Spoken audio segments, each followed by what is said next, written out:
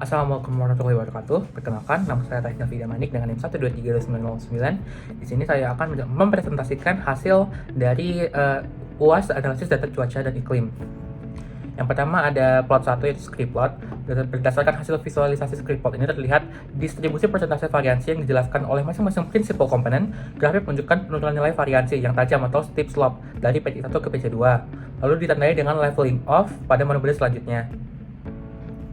Ini tuh karena di bagian satu daerah Pulau Maluku, jadi dia tuh mengindikasikan informasi variabilitas curah hujan di Kepulauan Maluku terkonsentrasi pada beberapa metode pertama saja. Lalu kita lanjut ke pola spasial metode EOF. Pola spasial EOF ini menggambarkan distribusi bobot variabilitas di seluruh titik wilayah Kepulauan Maluku. Nah, peta spasial EOF 1 ini menunjukkan pola yang monopol hampir seluruh wilayah, terutama di pulau-pulau besar seperti itu menunjukkan nilai loading yang positif kuat. Pola ini mengindikasikan bahwa variabilitas curah hujan ini di wilayah ini cenderung berfluktuasi bersamaan secara bersamaan secara fisis. EOF 1 kemungkinan besar merepresentasikan siklus musiman ataupun monsun atau pola lokal khas Maluku.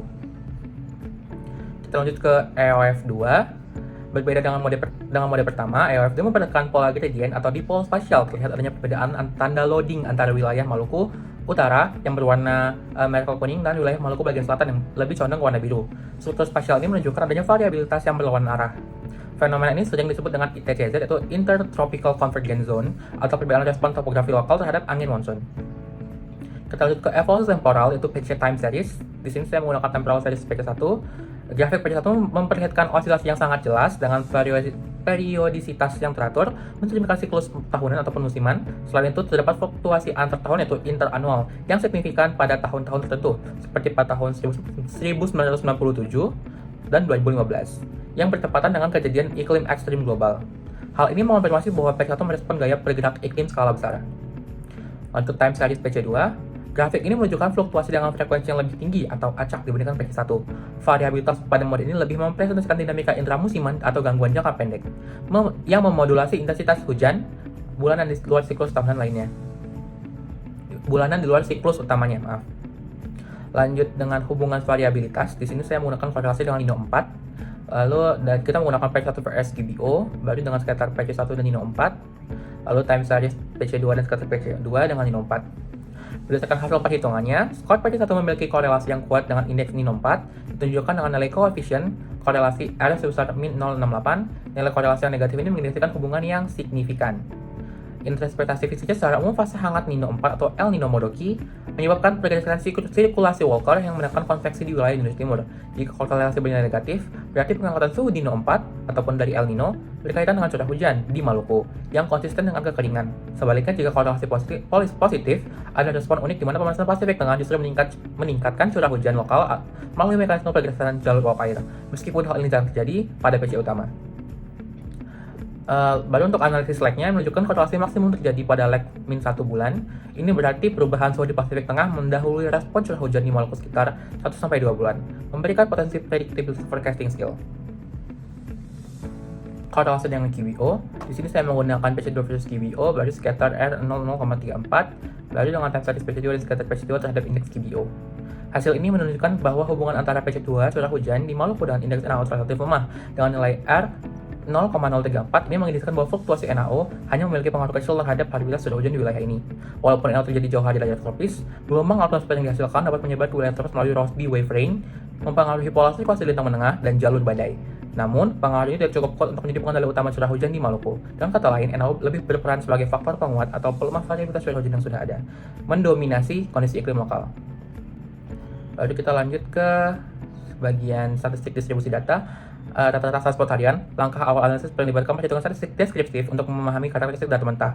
Berdasarkan statistik dihasilkan, terlihat bahwa data satu memiliki distribusi yang menjulur ke kanan, di mana frekuensi kejadian jumlah transport lebih rendah dan lebih mendominasi dibandingkan jumlah transport tinggi.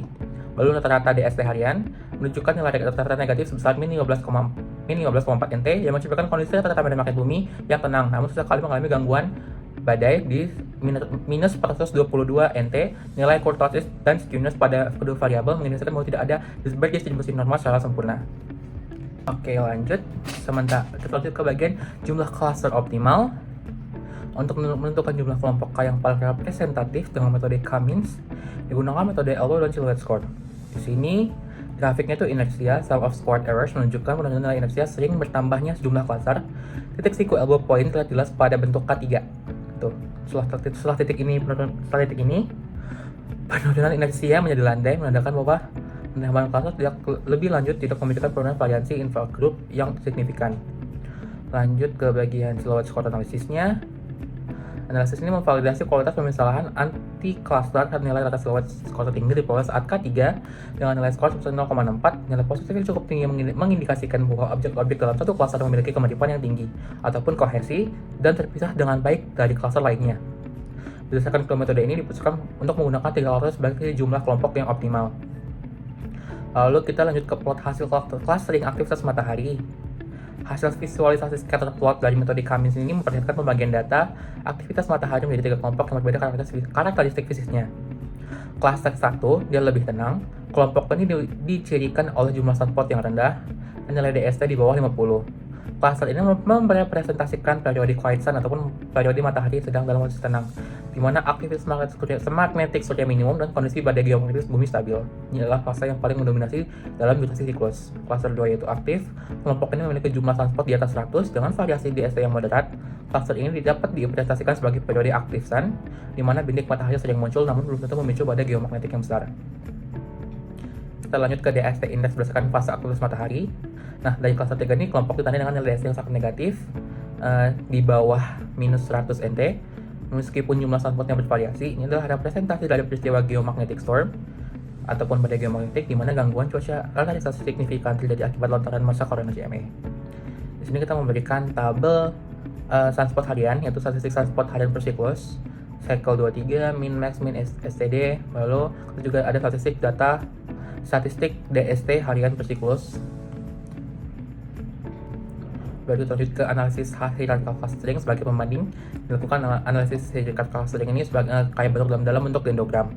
Struktur pohon dendrogram ini memvisualisasikan bagaimana data digabungkan berdasarkan kemiripan jarak Euclidean, pemotongan garis vertikal pada ambang batas jarak tertentu, menghasilkan jumlah cabang utama yang konsisten dengan hasil metode elbow, yakni sebanyak 3 kelompok utama.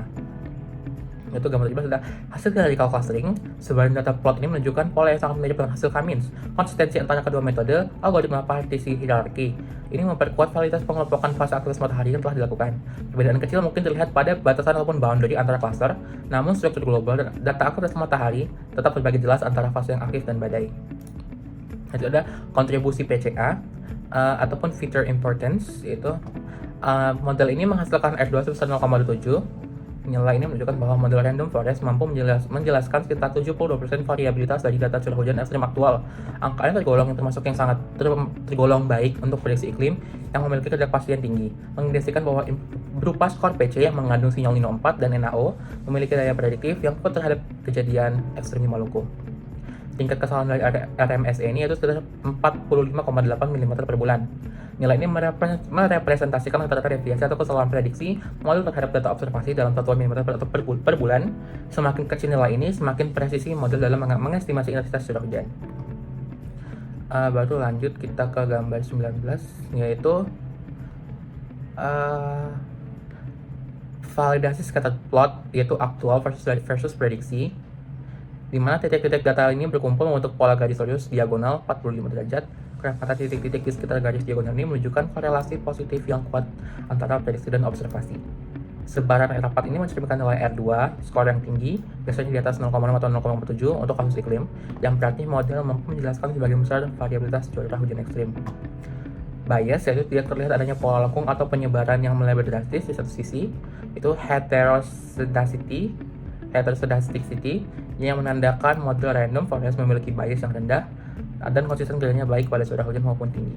Nah, jadi kesimpulan dari hasil analisis saya ini yaitu pada metode penelitian ini dapat terdapat beberapa kesimpulan sebagai kesimpulan utama sebagai berikut. Yang pertama, variabilitas curah hujan di Kepulauan Maluku selama periode 1991 sampai 2020 menunjukkan struktur spasial dan temporal yang kompleks, namun dapat direduksi secara efektif menggunakan metode PCA, yaitu dari PC1 sampai PC3 yang telah mampu menjelaskan lebih tinggi 70% total variasi data curah hujan yang dianggap representatif dalam menggambarkan dinamika iklim regional, yaitu metode EOF memperlihatkan pola dipol antara Maluku Utara dan Maluku Selatan, dan adanya respon regional terhadap ITJZ, topografi lokal, serta interaksi atmosfer laut. Metode ini berperan sebagai variabel sekunder yang memodulasi intensitas hujan bulanan.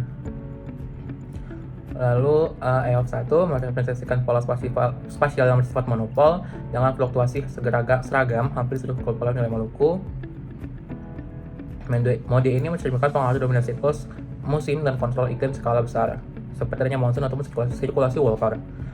Baru analisis korelasi dengan indeks 4 menunjukkan dengan skor basic R068 dengan korelasi maksimum pada life ke 1 bulan, menegaskan bahwa dinamika Pasifik Tengah merupakan pengontrol utama variabilitas curah hujan di Kepulauan Maluku. Sebaliknya, yaitu dengan NAO, North Atlantic Oscillation, terhadap curah hujan Maluku relatif lemah, R0,1 sampai 0,2 berperan sebagai faktor tidak langsung yang memodulasi situasi global atmosfer global. Hasil clustering aktivitas matahari menggunakan parameter status dan indeks DST mengelompokkan jadi 3 fase utama, yaitu tenang, aktif, dan badai geomagnetik. Konsistensi hasil antara metode kami terjadi clustering memperkuat validitas pengelompokan tersebut. Itu model random forest array Geyser yang dibangun dengan skor PC sebagai prediktor berikut kinerja yang baik dalam memprediksi kejadian curah hujan ekstrim dengan nilai R2 sebesar 0,72 dan RMSE sekitar 45,8 mm per bulan. Hal ini menunjukkan bahwa skor PC aktif sebagai representasi kondisi iklim regional ini untuk tujuan prediksi ekstrim. Sekian dari saya, terima kasih.